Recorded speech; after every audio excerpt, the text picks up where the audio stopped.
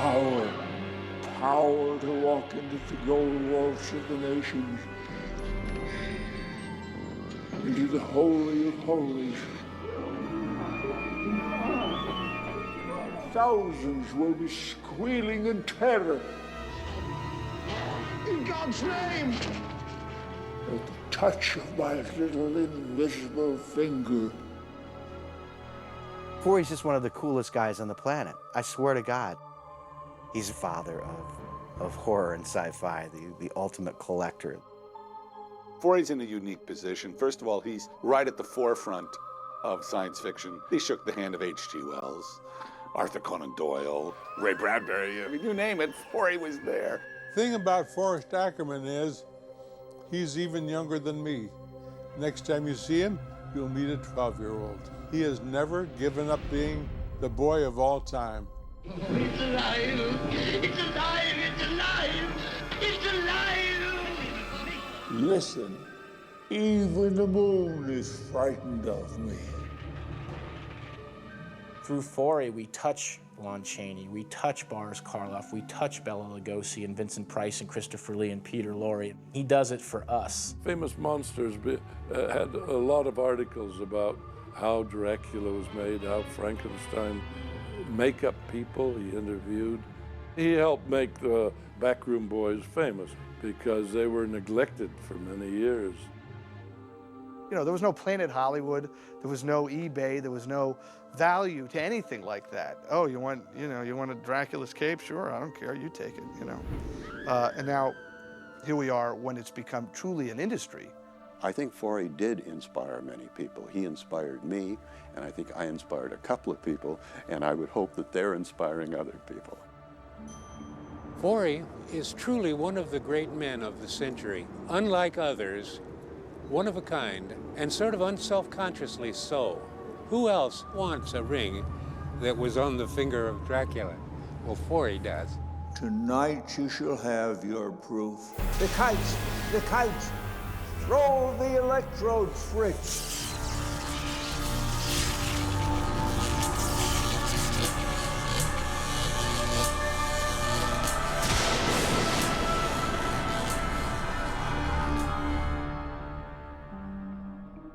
He goes by many names. Uncle Forrest, Mr. Science Fiction, Dr. Acula, the Acker Monster, Sergeant Ack-Ack. He's best known as Forrest J. Ackerman, which isn't exactly his name either. Still, no name better describes him than fan, the ultimate fan. The first and still champion fan of sci-fi, horror, and things that go bump and whir in the night. He embraced science fiction before the term was even known, and when it became known, he coined something cooler, sci-fi. His magazine, Famous Monsters of Filmland, inspired generations of filmmakers and fans, and his collection of props and movie memorabilia was at one time the largest in the world. He was the original geek, the nerd zero from which every sci-fi or monster fan sprung fully deformed. Don't touch that! He was born Forrest Clark Ackerman on November 24th, 1916. From the beginning, young Forrest seemed destined to ride the goat cart to fantasy fame. For one thing, his grandfather, George Wyman, designed Los Angeles' historic Bradbury Building, basing its look on a futuristic novel set in the year 2000. The oldest office building in LA, the Bradbury's unique glass roof and cast iron interior have been featured in such fantasy works as Blade Runner, The Outer Limits, and The Indestructible Man with Lon Chaney Jr.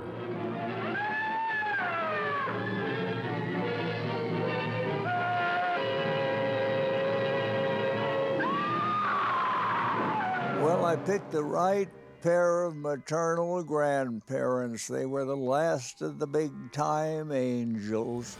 One year, they took me to 356 films, and in one single day to 7 movies. The minute I saw Phantom of the Opera, I was doomed. My grandparents realized the kind of movies I wanted to see, though. Though Lon Chaney was a fave, Forey was a bigger fan of futuristic films like Metropolis and Things to Come, which foretold of utopian societies and the conquest of space. Yes, go again and again, till the landing is made and the moon is conquered. This is only a beginning. Casting his Acker eyes beyond movies, Forey also got his fantasy fix from the printed page. In particular, Hugo Gernsback's Amazing Stories magazine. In those days, magazines spoke, and that one said, "Take me home, little boy, you will love me." Science fiction at that time, in the 30s, 40s, and 50s, was something that people encouraged you to stay away from because of all the lurid covers and sexy, racy images and stuff like that. They had no idea what was between those covers. Even in his youth, Forey stood out from the crowd. He would recite movie dialogue to whoever would listen. And by 10, he was writing to magazines and studios, offering his opinion on the latest book or movie. They had these departments where the fans would write in and praise a particular story or a particular author. After a while, I noticed this Forrest Ackerman, Forrest J, no dot, Ackerman. He would not put a period after the J in his name, which was kind of an eccentricity. It was remarked on. People thought it odd. J stands for Jehovah, and you're my witness. Those who shared Forey's passions were often shocked when they met him. He wasn't some brash, opinionated intellectual, but a teenager who could be quiet, even shy. He was adorable, only because he was the cutest guy. He'd just walk around with his head kind of down, holding his little famous monsters, and he'd wait for someone to come up to say, "Forey," like a little girl, you know, a little Forey, and then he would go on for hours. It was fabulous, because when you started him, you would have to interrupt him to get him to stop. It was the cutest thing. In my experiments, I have found that man is not truly one, but truly two. And if we could separate these, what heights the good in us might climb, and the bad would descend into the primordial dust. The original terrifying story of a maniac and lured innocent girls to a fate truly worse than death. Dracula! What's he done to you, dearie? The 1930s was the golden era for movie monster pieces like Dracula, King Kong, the Wolfman, and don't forget that flat-headed, neck-bolted outsider, Frankenstein. For years, filmgoers beat a path to their local theaters to catch a glimpse of the latest Universal horror creation. Forey himself became a lightning rod for like-minded fans who enjoyed a good scare.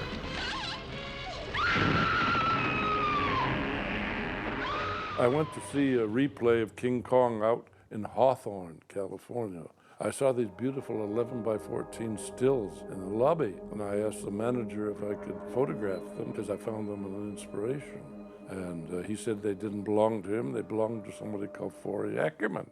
So Ray came around, was pop-eyed when he saw all of the things I had from King Kong, and from that day forward, we've been the best of friends.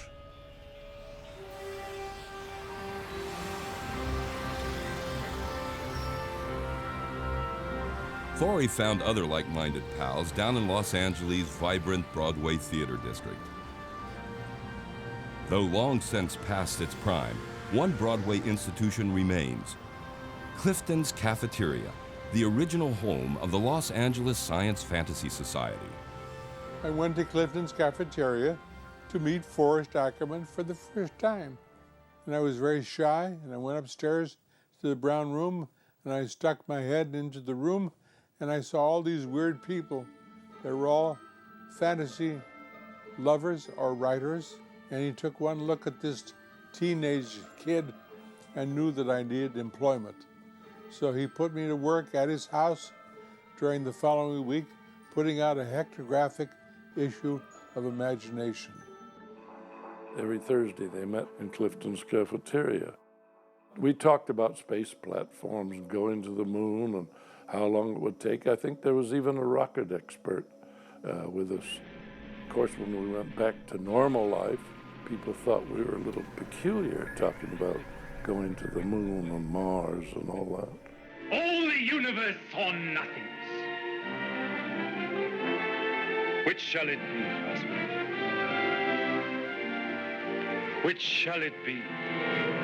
But we proved to be ahead of our time. Through a specially made television camera, viewers in many nations on Earth were able to watch the astronauts as they walked and worked on the moon. Way ahead of his time in Forrest's case, long before it was popular, Forrest took to saving sci-fi and horror memorabilia, and not just magazines and movie stills, but stuff like the original gorilla from Mighty Joe Young, and Lon Chaney's top hat and ghoulish teeth from the lost film London After Midnight. The motion picture industry was always called the industry. It's show business. So all of this stuff like props and costumes and, you know, all the accoutrement making a movie was considered industrial waste. So it was trash, thrown away. And it was only real eccentrics like Bob Burns or Forrest Ackerman, people who were kooky, who were eccentrics, who saved this shit, because otherwise there'd be none of it around. And as the leading kook of his day, Forrest didn't just attend the first World Science Fiction Convention in 1939, he paid for Ray Bradbury's bus ticket. And in an event that would inspire conventions ever after, he dressed for the occasion, wearing a homemade ensemble based on his beloved Things to Come. Well, the convention in New York was more important than any convention that's been held since, because it was the first. And all the writers were getting together, Edmund Hamilton and Robert Heinlein and Arthur K. Barnes, and the editors of Weird Tales and Astounding Science Fiction and Thrilling Wonder Stories, and amateurs like myself who wanted to touch these famous people and hoped to get hired. Fans are not only collectors of things, books, magazines, etc., but they are historians. They keep track, they write down, they document, they date, they make a ceremony out of, they give out awards and join in clubs. To some it's just a hobby, to some it's a way of life, but whatever it is, Forrest Ackerman started it. From the beginning, Forrest made it his mission to be where the famous were and to remember events for future generations. He guarded the Oscars the night Gone with the Wind won big. Ask him about a movie star, and he's always got a story or 12. I was the 101st person to pass by Bela Lugosi's casket. You almost expected him to rise from his casket. He looked so realistic. Ackerman also met the legendary H.G. Wells while on a lecture tour. And I can still hear his voice in my memory. He said, "I am going to talk to you for about an hour. Today, east is west, and west is east, and they are coming together with a bang." War has broken out suddenly. There may be an air raid. You must be prepared for it. And indeed he was prophetic. We were off into our war with Japan. Forrest soon found fictional fantasy taking a back seat to the real-life horrors of war.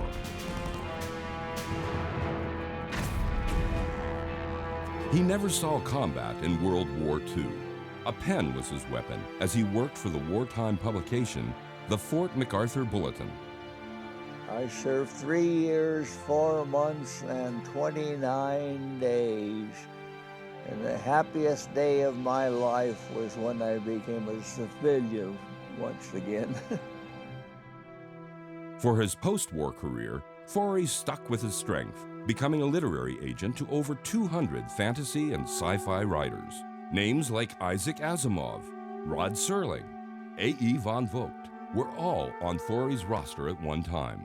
I think Forrest kind of fell into being a literary agent because he knew so many of the writers, and the writers really didn't have agents in the normal way. They just had connections to magazines and publishing houses and negotiated themselves. And Forrest fell into it kind of an attempt, I think, to help the writers.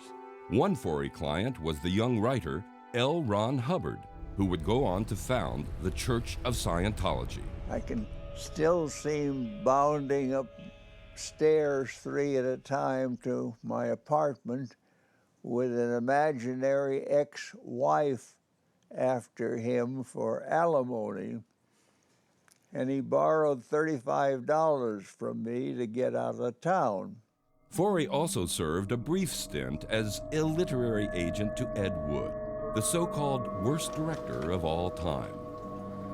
Ed Wood to me was mainly just a drunken voice at 2 o'clock in the morning on the phone babbling on incomprehensible things.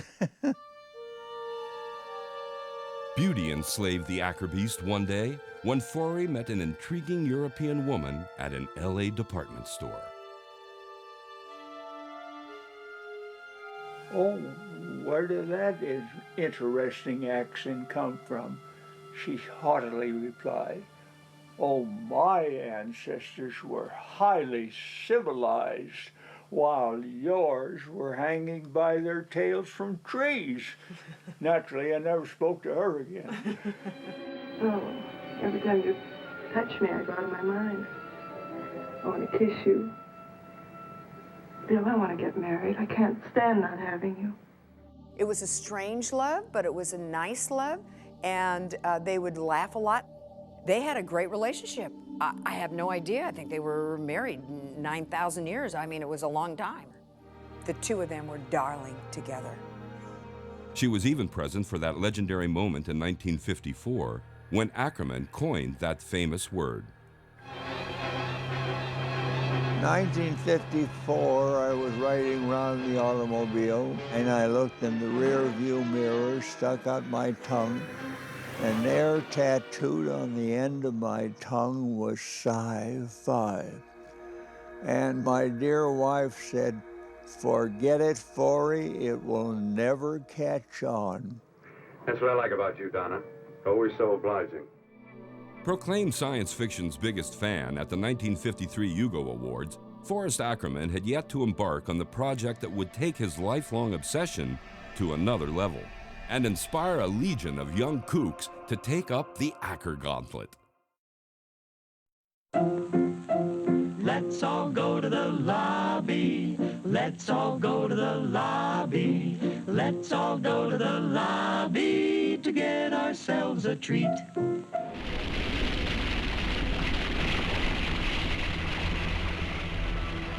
The 1950s brought a change in horror and science fiction. The atomic age was in full force, and a younger audience was demanding oversized monsters, teen werewolves, and plenty of destruction. In the 50s, it was very popular to make films of destruction. We had it, I destroyed New York at Coney Island and the San Francisco Golden Gate Bridge. And I even demolished Washington with flying saucers. Also fueling this new era of fantasy was the return of Frankenstein, Dracula, and the Wolfman, who began popping up on late-night TV. The first horror film I saw remains one of my favorite movies. It was Frankenstein. You know, I saw him in the shock theater package like so many people got to see them. The monster created by a man they called Mad is turned loose to strike terror into the hearts of men. You know, we had our horror host was Dr. Shock. He would put those movies on and we would just eat them up. From the very beginning, I was hooked. Magazine publisher Jim Warren felt the time was right for a one-time horror mag aimed at all those monster-crazed kiddies out there. This man is an author. He has just finished writing a story. He thinks many people will like to read it. We all grew up, and I mean, I meet people every day that we have the same common experience as children, and that experience revolves completely about reading that magazine. monsters do have their place. In the zoo, in your nightmares, in the deep, in your favorite horror movies. That magazine was Famous Monsters of Filmland. Next thing I knew, James Warren was sitting opposite me, and I was an old-fashioned mechanical typewriter. He was holding an imaginary sign, "I am 11 and a half years old, and I am your reader. Forrest Ackerman, make me laugh." And the big press starts. The printed pages begin to pile up at one end of the press. Dubbed Forrest's Folly, Famous Monsters proved to be an immediate monster smash. Issue number 1 sold more than 200,000 copies. Thanks to Forrest Ackerman and Jim Warren, the publisher of Famous Monsters, the Universal monsters have become part of pop culture. They've become a part of the fabric. There isn't a kid out there who doesn't know what the Frankenstein monster is. Powered by Ackerman's own collection of 35,000 movie stills, Famous Monsters featured articles on monster movies old and new. Famous Monsters was very much aimed at young boys. So it had bad puns, and along with the genuine admiration and respect for the genre, it also had a pretty healthy cynicism built in it. Because, you know, most fantasy films are shit, so, you know, I mean, even Forrest knows that. Nobody really cared about these pictures at the time except us kids. I mean, nobody wrote about them seriously, and it really took it took everybody by surprise to see that there was a magazine devoted to something that was so near and dear to us, even if we really weren't aware of it. There were a whole bunch of little outcast kids in different towns all over the country watching these monster movies at the same time on television, but there was no community.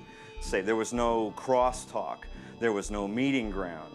And that's sort of what Famous Monsters represented at that time, especially in the 60s. It was the unofficial sort of monster clubhouse.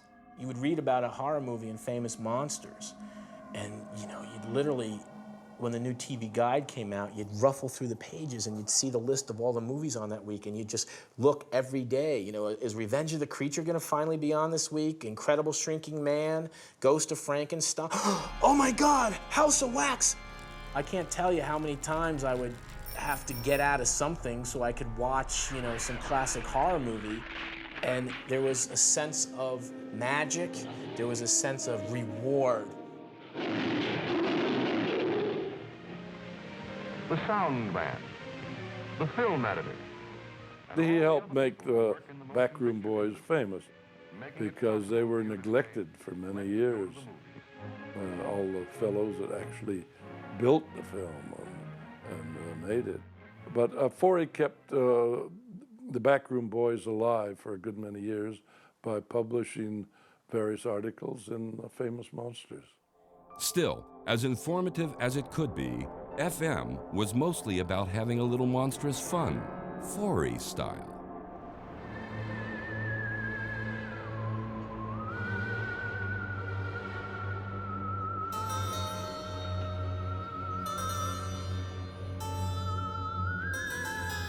I think the central appeal of Forrest magazine was not only that it was monsters, because when you're a kid, monsters are the end-all be-all, but it was that sense of humor. They always had like the little cartoon bubbles coming out of their mouth, or the saying down below, you know, that the monster would be saying something goofy. But I thought Forrest had a remarkably strange mind that managed to acrobatically twist and manipulate almost everything he saw or heard, and could in a moment come up with a witty statement that would contain in it some really atrocious pun. Well, Forrest was a punster. He liked puns and he liked making fun. And occasionally, I think possibly maybe a pun may have struck somebody as being in the wrong place. But I thought it was funny. There was no getting around Forrest's personality. I mean, once you get to meet him, I mean, the magazine was an extension of his personality, and that's one of the reasons it was so attractive, because Forrest was a big kid. You've heard about the cross-eyed school teacher. She's cross-eyed because she couldn't control her pupils.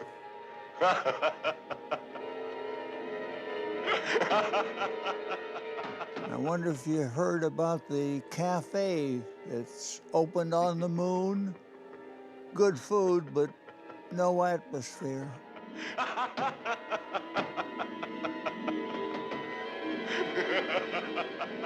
When I first picked up the magazine, I didn't have any idea who Forrest Ackerman was. But inside the pages of Famous Monsters, he certainly was a prominent figure. And it didn't take him more than one issue to know who he was, because his picture was all over the place in there. Dubbing himself Uncle Forrest, Ackerman invited his readers to write him, make photo requests, and send in snapshots of their own ghoulish makeup. Heck, you could even telephone Forrest, for his number was included with every issue. I don't know how many letters I wrote or what they were about, but they were never printed. But I'm sure the volume that he got was like tremendous. And so I wrote a letter, saying this are the 50 worst movies I'd ever seen, some of which I hadn't even seen. But a couple months later, I get this envelope in the mail.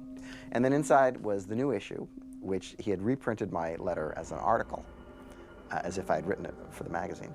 And also he had completely rewritten it. It was like the greatest day of my life up to then, I think. I mean, to get this magazine from Forrest with my stuff in it, I mean, I couldn't believe it. I mean, it was like I was a celebrity. Most dedicated readers can recall the exact moment they first laid eyes on Famous Monsters. My first issue was 106. Now, when I found it, I was horrified that I had missed 105 issues before I found it. I went to my local food market and crying out from the shelf saying, "Boy, take me home," was the first issue of Famous Monsters that I had ever seen. It was issue number 82. I could never forget. Who let Barnabas Collins out of his coffin? Why did Carolyn return from the dead? How did Barnabas live to be 175 years old? I believe it's issue number 24, The Werewolf of London profile. He's in profile on the cover. When I opened it up and I looked inside, I thought I died. And it was 35 cents, I think, which was even then more than my allowance, so I had to team up with my brother to get the money together that night. And we bought it and took it home, and that was the beginning of everything. Running across, I think, issue number 30 in a drugstore when I was just a wee little kid. I think my brother had it, and I've been a fan ever since. The first issue of Famous Monsters that I ever bought was this one, which is number 29. The Flesh Eaters issue, which I bought at Hilltop Liquors in Huntington Beach, California when I was in like the 4th grade. I don't remember the first time, absolutely not. I just was aware of it as a kid. I don't remember, honestly. I don't remember the first. I mean, everyone has stories about they saw, like Peter Jackson, about I saw it here and I saw it there. Well, I lived in LA, it was not hard to find. The sudden interest in this strange, gruesome magazine didn't go unnoticed by parents and authority figures. I began to read Goethe's Faust because Ackerman mentioned Goethe's Faust in Famous Monsters of Filmland. So, how many 13-year-old kids read Faust by Goethe, for God's sake? And my teachers in high school were going, "Oh, your reading is really incredible, but we wish you'd stop reading that trashy magazine. It's rotting your brains." And that trashy magazine was feeding my brains. My father tells a story about one time I was about 11. The girl, Sherry Reiner in the neighborhood, said, "Why is Dan so weird?" And my dad said, "Oh, Sherry, he's not weird. Everybody's a little different." And evidently at that point, I ran out of the house in my tuxedo and Dracula cape with my fangs and my blood. And my dad, what could he do? Say, Sherry's retarded. Quite accidentally, Famous Monsters was to kick off another fan craze, collecting. There's actually my original giant Frankenstein from when I was a child, used to hang on my ceiling in my home. Look at that. I saw it here first, and then I had to have it. Na. You'll be scared stiff too when you see what they see. 13 ghosts materializing in ectoplasmic color through the magic of Illusiono, the ghost viewer. Here you can see so many things that you could buy from the Captain Company. And in fact, for those uninformed, I put little signs up so people know that these could be found in ads in Famous Monsters. It was very disturbing. Models, masks, life-sized gill men. Famous Monsters was filled with ads for cool stuff that would one day fuel the convention and eBay industry. A lot of that started in the back pages of Famous Monsters with the stuff that you would look in the advertisements for Captain Company. And gradually there became more things that you could own that fed this obsession. And so that helped that sort of weird unofficial community grow too.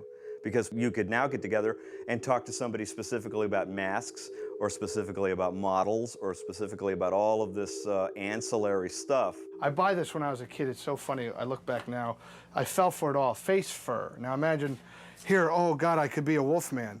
Well, you couldn't be the whole wolf man. You could just be the wolf. The truth is, I started reading Famous Monsters from the back forward. In the back of the magazine, there were these ads for Hollywood movie monster masks. And I sent away and I bought all of them. All of them. This was the mask that I could have actually afforded if I was smart enough to buy them from the Captain Company. Now it's taken me years. That's, what is there, 1, 2, 3, 4, 5, 6, 7, 8, 9, 10, 11 masks, original and in order. Hey, the masks are in the same order as the ad. My wife thinks, oh my God, I gotta get you help. Once upon a time, there was just me collecting things. And now there's this convention in San Diego once a year now, draws over 100,000 avid collectors. This is interesting, a great piece of something that you could buy from the Captain Company.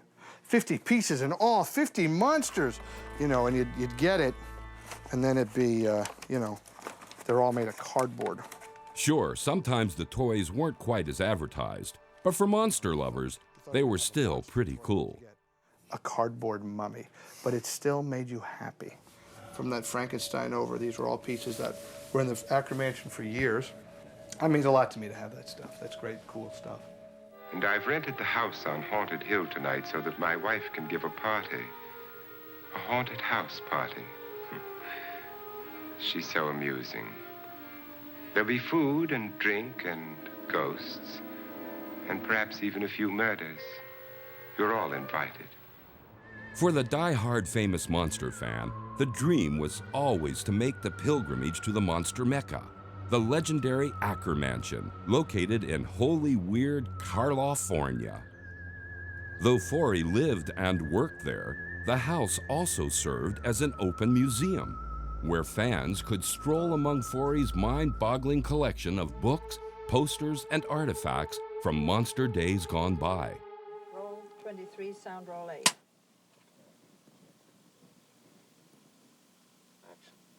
Forrest, yes. Oh, just before we look at this, I want to ask you something. Is it true to say that yesterday's science fiction is today's science fact?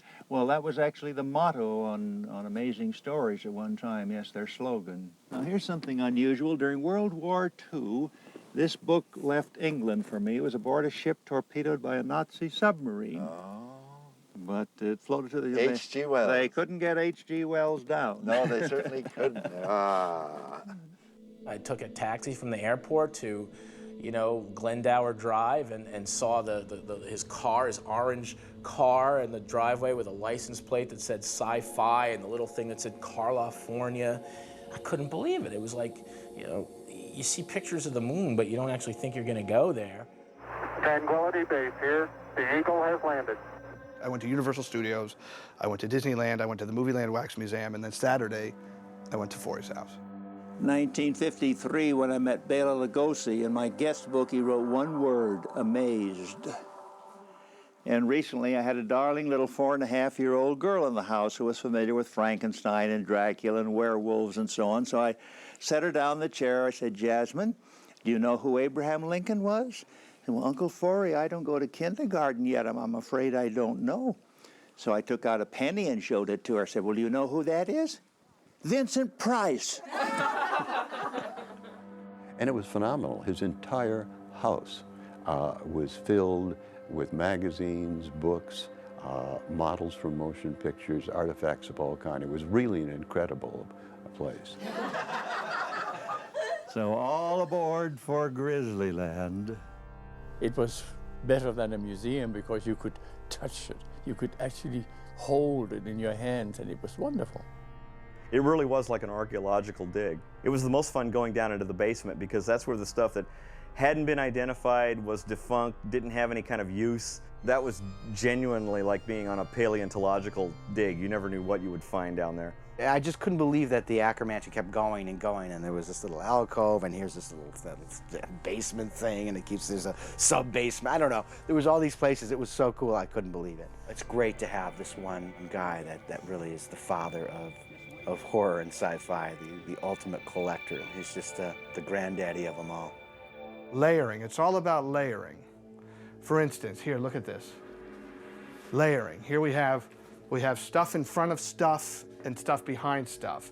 And it looks chaotic, but that's how Forrest did it. He layered. Everything was layered. When you look around, there's layers. We got something there, something there, something there. So you look into the layer. You look, there's so much to see. And you think, what? I didn't see everything. So you go back and forth. Well, come back another day. This is my Toyota. And come back they did, for decades. But as the 1970s neared, the house that Forrest built faced a growing enemy, competition.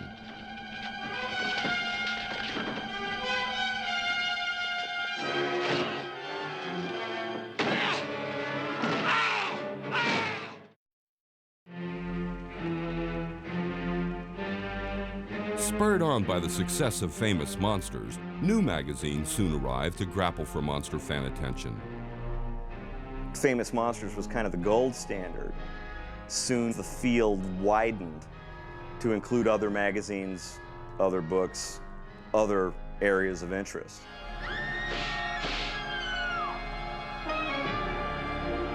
As well, public taste had moved away from the classic monsters to embrace movies with more blood, bimbos, and cute robots. Famous Monsters adapted, sometimes awkwardly. I don't want to buy a Famous Monsters and see R2-D2 on the cover. It really tormented me. I kept with it to the bitter end. But I preferred the, issue number 40 with the Glenn Strange, Basil Gogo's Glenn Strange on the cover. Famous Monsters may have died in 1982, but its editor had no intention of slowing down. Ackerman continued on as a literary agent, writer, publisher, and horror host at his Ackerman mansion. And as always, he was called upon to serve as the genial elder statesman at countless conventions and film screenings. Good morning, Professor Trentworth. Good morning, Anne. Dr. Mocken in? Always a ham, Ackerman also began appearing in movies directed by the very kids who grew up on his magazine. Say, Dr. Reynolds says that she has something for you. Yes. As an actor, Forrest's a terrific literary agent. You'd better stop reading this stuff and stick to history. That's where it's at. How was he as an actor? He was Forrest Ackerman. But that's good enough. But while he had fun being double-teamed in Dracula vs. Frankenstein, Forrest Ackerman would face tragedy as the end of the millennium approached. His wife Wendane died in 1990 as a result of a carjacking in Italy. Her gravestone reads simply, "Beloved wife of Mr. Science Fiction." Soldiering on, Forrest became involved with a revamped Famous Monsters, but that led only to his resignation and a costly lawsuit. There's been some really rotten people who have stolen from him in many ways, whether it's physically stealing stuff from his Ackerman mansion, or in the last decade, literally stealing his magazine, Famous Monsters, out from under him in a very horrible legal case that, took a huge toll on him. With legal debts mounting and no one stepping up to build a museum to house Ackerman's collection, Forrest was forced to sell almost everything. Either Steven Spielberg or George Lucas, out of petty cash, could have created a museum here and let me fill it up with my 50,000 books and 200 international science fiction magazines and the props and so on, and they let it get away. Hollywood has never celebrated anybody. Hollywood is a giant gut that has digested so much, eaten so much bad shit. It's got no taste. So when the Ackerman went down, basically the door closed on an era, and if you weren't there, you'll never get there. It's about as depressing as it gets. Forrest's health also became a problem. He suffered a stroke, followed by an infection that sent him to the hospital. There was a TV, and there was a blank, there's nothing on it. And I remember just taking his hand and looking at him and looking at the TV and going, oh, look, Forrest, it's Lon Chaney. Can you see him? It's the Hunchback of Notre Dame. Can you see him? He was like, oh, yeah. I go, look, it's Bela Lugosi. There he is. He's calling. It's Dracula. Now it's Boris Karloff. You see it? Yeah. I just sat there and, it was a very emotional time. And I said goodbye to him. They gave him the last rites. Last rites be damned. Forrest had no intention of giving up the ghost. Through some miracle that I can only describe as something out of a science fiction movie, he pulled through, he got stronger, he got fitter, he got back into what now is called the mini Ackerman. And I take a little tablet each morning. The manufacturers guarantee that I will live to be 125. And if I don't, I'm going to demand my money back.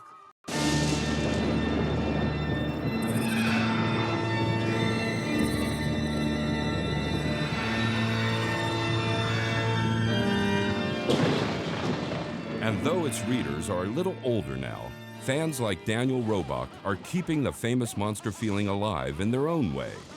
Dr. Shocker is my love letter to every horror host from the 60s and 70s, especially Dr. Shock. And welcome to Shock Theater. I'm your host, Dr. Shocker. Dr. Shocker is everything I am, but I don't have to pretend to be the dad, and I don't have to pretend to be the actor, and I don't have to pretend to be anything. All I have to be is the egocentric, silly, half-assed magician, Dr. Shocker. It's been a great pleasure to reconnect with that. Magazines like Canada's Rue Morgue are continuing what Famous Monsters started. Its young staff are still fans of the old horror movies, and they have the legs to prove it. Vincent Price is my favorite actor, and I have proof. This is Vincent from Theater of Blood, along with Lon Chaney from the famous Lost film, London After Midnight. I have a little bit of Hammer horror. I got Chris Lee, and this is H.P. Lovecraft, in tribute to one of my favorite writers. The major differences between the Famous Monsters and Rue Morgue is that Famous Monsters was for kids, and Rue Morgue is explicitly for adults. But what we do share, and what we've always loved about the magazine, is its casual approach to horror. It's it's not really trying to make these monsters out to be something that they're not. It's just fun.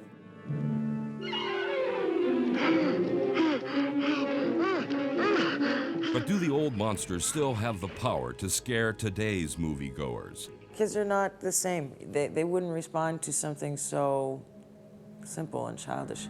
It's a totally different world we live in. They're overstimulated. They've got the internet, and they've got video games, and all and all these reasons to not enjoy something as simple as Famous Monsters. No, things have changed in that Forrest Ackerman is no longer considered this eccentric Hollywood weirdo like Elvira or Ed Wood. Now you have Tim Burton making $50 million movies about Ed Wood, starring Johnny Depp. So it's a different time.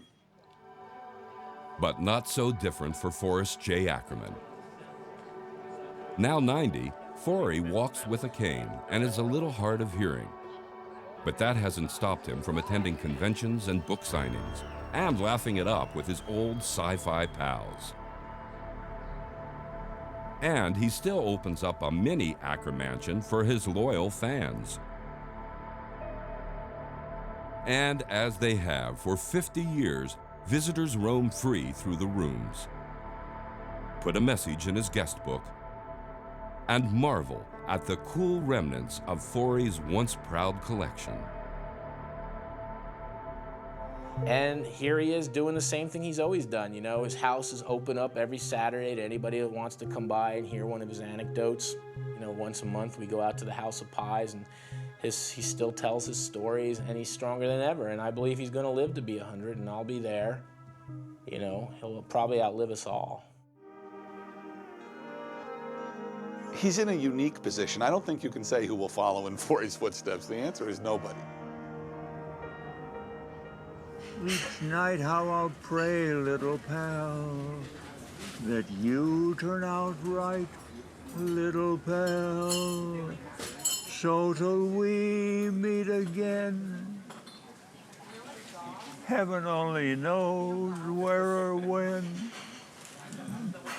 Think of me now and then, little pal.